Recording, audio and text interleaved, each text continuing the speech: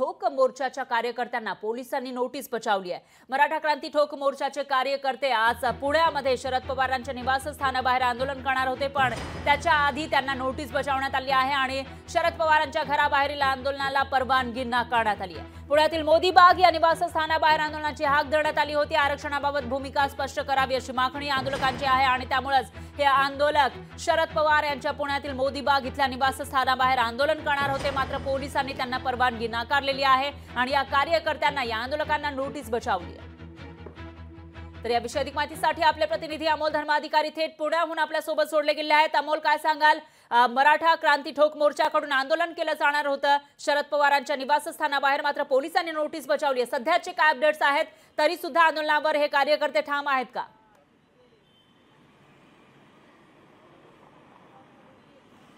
नक्कीच फरार रमेश केरे पाटील यांच्या नेतृत्वाखाली खरं तर हे आंदोलन होतंय।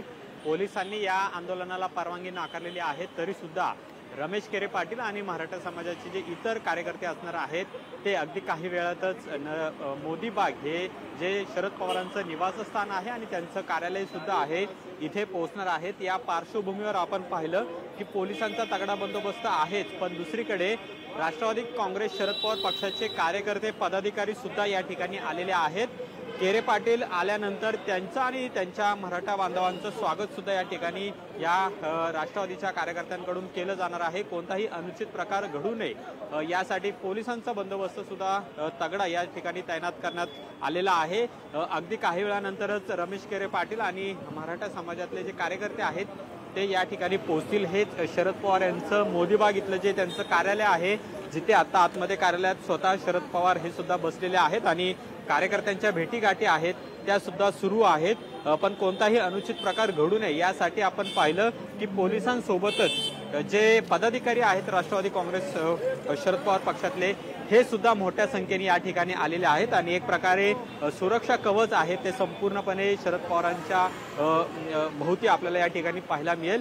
रमेश केरे पाटील अगदी काही वेळानंतर या ठिकाणी पोहोचतील आणि मराठा आरक्षणासंबंधित शरद पवार यांची भूमिका काय आहे याचा जाब खरं तर ते विचारण्यासाठी या ठिकाणी आलेले आहेत। याआधी रमेश केरे पाटील यांनी आपण पाहिलं की उपमुख्यमंत्री अजित पवार असतील, उद्धव ठाकरे असतील, असे अनेक नेत्यांच्या घराबाहेर जाऊन त्यांनी मुंबईत आंदोलन केलेलं होतं, पण आज पुण्यात शरद पवार यांचं जे मोदी बाग निवासस्थान आणि त्यांचं जे कार्यालय आहे या कार्यालयाबाहेर हे आंदोलन होते। अगदी काही वेळामध्ये रमेश केरे पाटील या ठिकाणी पोहोचतील। कोणताही अनुचित प्रकार घडू नये यासाठी पोलिसांचा बंदोबस्त सुद्धा या ठिकाणी तैनात करण्यात आलेला आहे। बॅरिकेड पूर्णपणे लावण्यात आलेले आहेत आणि महत्त्वाचं म्हणजे पक्षाचे कार्यकर्ते आणि पदाधिकारी आहेत ते सुद्धा सध्या आपल्याला या ठिकाणी तैनात असलेल्या पाहायला मिळतात। स्वतः शहराध्यक्ष आपल्या सोबत आहेत। आंदोलन होते, तुम्ही सुद्धा या ठिकाणी आलेला आहात, नेमकं काय करणार? आंदोलन या ठिकाणी आम्ही आदरणीय पवार साहेब ज्यावेळेस पुण्यात तेवढीच गर्दी असते पवार साहेबांना भेटायला, त्याप्रमाणे आमचे कार्यकर्ते आले। या ठिकाणी मराठा आंदोलक पवार साहेबांची भेट घ्यायला किंवा या ठिकाणी आंदोलन करायला येणार होते। आम्ही त्यांचं मनापासून या ठिकाणी स्वागत करायला या ठिकाणी उभे आहोत। ते आल्यानंतर ते शेवटी आमचेच बांधव आहेत, त्यांचं आम्ही या ठिकाणी स्वागत करणार आहोत। त्यांना सन्मानाने आदरणीय पवार साहेबांच्याकडे आतमध्ये घेऊन जाणार आहोत। पवार साहेबांना त्यांना जे काही निवेदन द्यायचं त्यांनी द्यावं। पवार साहेबांची भूमिका पवार साहेबांनी कालच सोलापूर दौऱ्यावर असताना स्पष्ट केली की मराठा आंदोलकांची जी आरक्षणाची मागणी त्याला पवार साहेबांचा पाठिंबा आहे। किंबहुना पवार साहेबांचं म्हणणं क्लिअर आहे की पवार साहेब किंवा पवार साहेबांचा नाही का पक्ष हा 95 पासून राज्याच्या मुख्यमंत्री पदावर नाहीये, असं असताना पवार साहेबांच्यावर ही भूमिका नाही का या ठिकाणी स्पष्ट केली जाते। पवार साहेबांच्यावर त्या ठिकाणी आरोप केला जातो, पण मुख्यमंत्र्यांना त्यांच्या सत्ताधारी पक्षालाच हा निर्णय घेण्याचा अधिकार असतो। पण मान्य राज्याचे मुख्यमंत्री मान्य एकनाथजी शिंदे, देवेंद्र फडणवीस आणि अजितदादा पवार हे मराठा, ओबीसी, त्याचबरोबर लिंगायत, धनगर आणि मुस्लिमांची फसवणूक करतायत। त्यांना हे आरक्षण द्यायचं नाहीये आणि म्हणून ते चालढकल करतात। आज नरेंद्र मोदी तिसऱ्यांदा पंतप्रधान होऊन सुद्धा ते या आरक्षणाचा निर्णय लोकसभेत आणि राज्यसभेत घेत नाही। तर पवारसाहेबांची भूमिका स्पष्ट आहे की या ठिकाणी मुख्यमंत्र्यांची नियत जर साफ असेल तर माननीय मुख्यमंत्र्यांनी स्वतः मुख्यमंत्री, दोन्ही उपमुख्यमंत्री माननीय जरांगे पाटील साहेब असतील किंवा हाकेजी असतील, त्याचबरोबर छगन भुजबळजी असतील, यांना बरोबर घेऊन एकदा बैठक बोलावावी। पण पाठीमागून जे सांगणं मुख्यमंत्र्यांचं असं की पवारसाहेब निर्णय घेतील। माननीय मुख्यमंत्र्यांनी आता या ठिकाणी कुठेतरी मुख्यमंत्री पदाचं जी काय खुर्चीची जाणीव ही डोक्यात ठेवून आपण कुठल्या पदावर आहोत या संदर्भामध्ये गांभीर्य ठेवून नका बोलावं आणि या संदर्भातला निर्णय घेऊन या बांधवांची मोकळी करावी।